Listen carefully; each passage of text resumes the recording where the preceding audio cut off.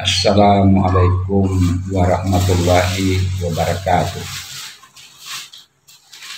Salam sejahtera bagi seluruh alam. Semoga kita semua sehat selalu dan dalam lindungan Allah, Tuhan yang Maha Kuasa. Pada kesempatan kali ini kita akan membahas tentang orang-orang yang berhakikat.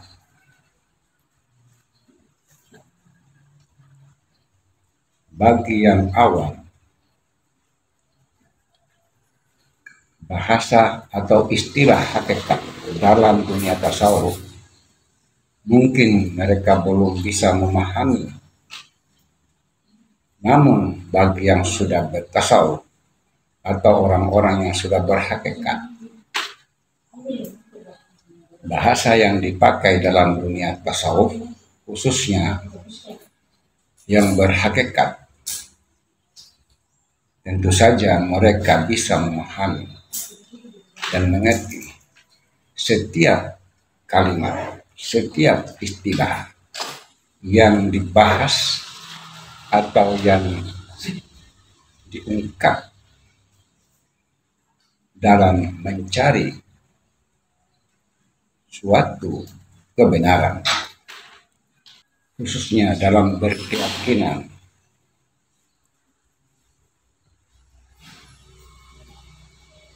Jadi saudaraku,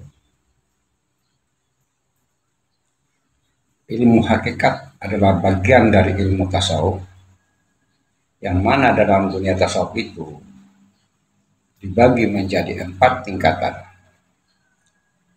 antara lain syariat, tarekat, hakikat, dan makrifat.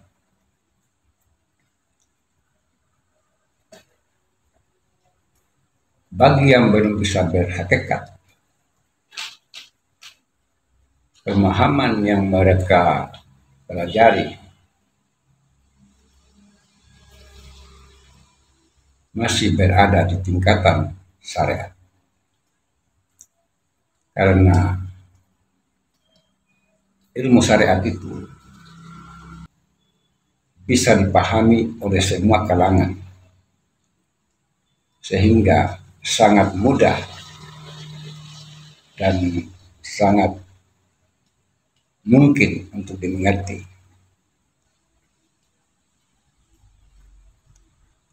Jadi ilmu syariat bagi yang awam,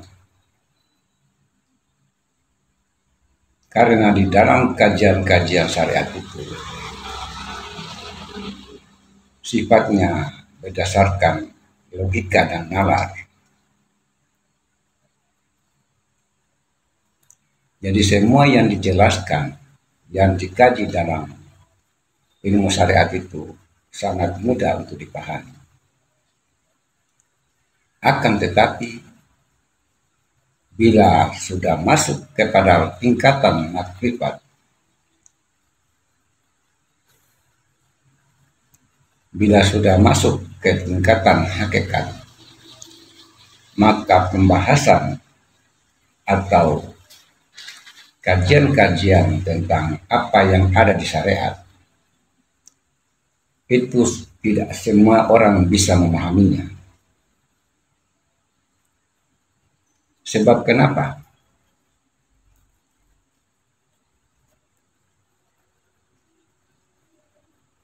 Dalam ilmu hakikat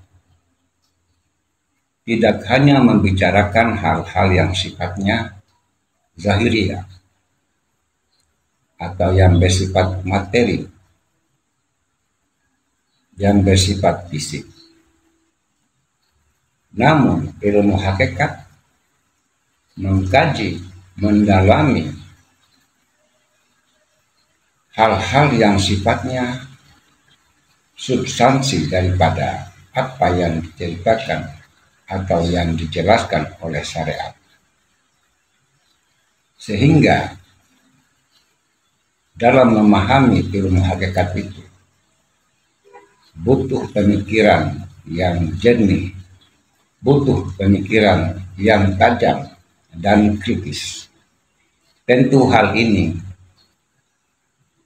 tidak mudah bagi kalangan yang masih awam, karena untuk mendapatkan pemahaman yang tajam dan kritis itu bukan hanya sekedar kemampuan dalam berpikir, namun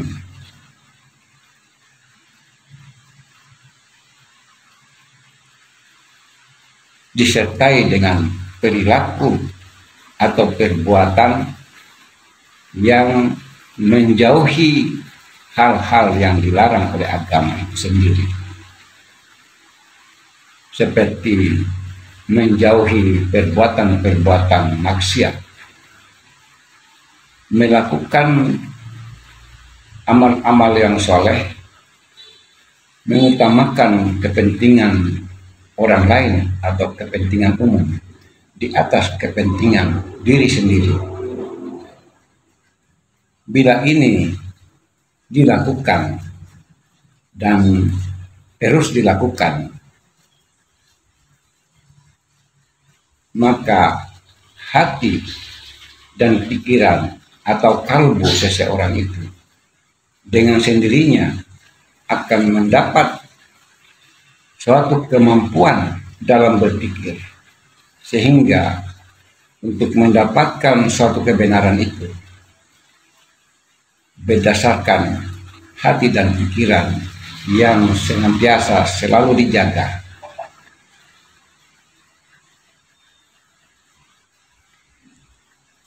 Olehnya itu, orang-orang yang berhakikat bukan hanya sekedar mengutamakan ketajaman dalam berpikir